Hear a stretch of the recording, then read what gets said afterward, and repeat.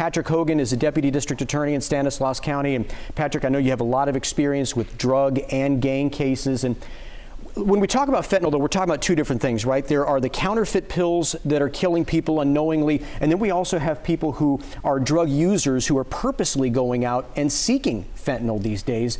So help our viewers understand, Patrick, just how big this problem is now and how much bigger it's become since COVID. It's such a difficult thing to talk about. In our county, the way we like to describe it is we have an overdose crisis and a poisoning crisis.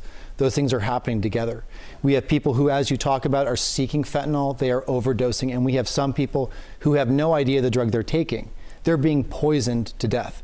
I talk to law enforcement people and every agency in my county, and what they describe is a crisis that they've never seen before.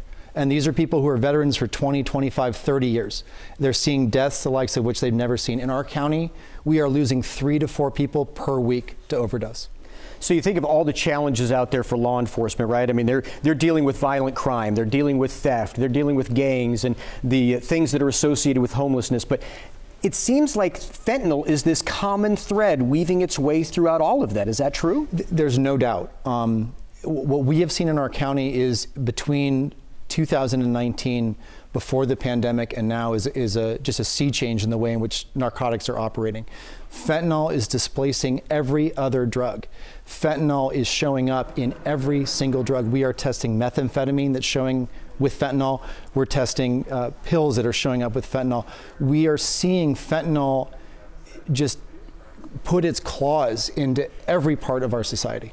So right now we're looking at some video. These are the what we call the M30 pills. Now, you're saying this is still out there on the streets, but this was kind of the big problem a couple of years ago. That's not even the big problem anymore, though, right? In 2020, we began to see these pills, these M30 pills, on the streets. They are now known as blues.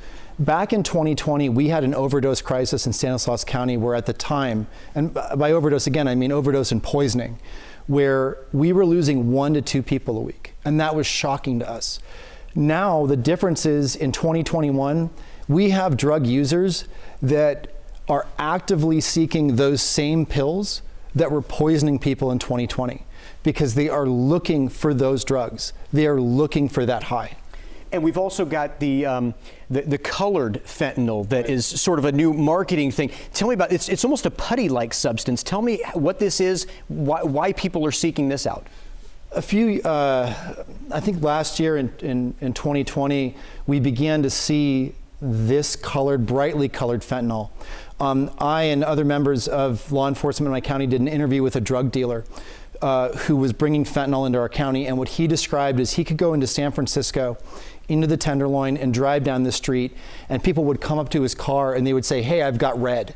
Hey, I've got blue. I've got purple." And that's because they were selling fentanyl in colors.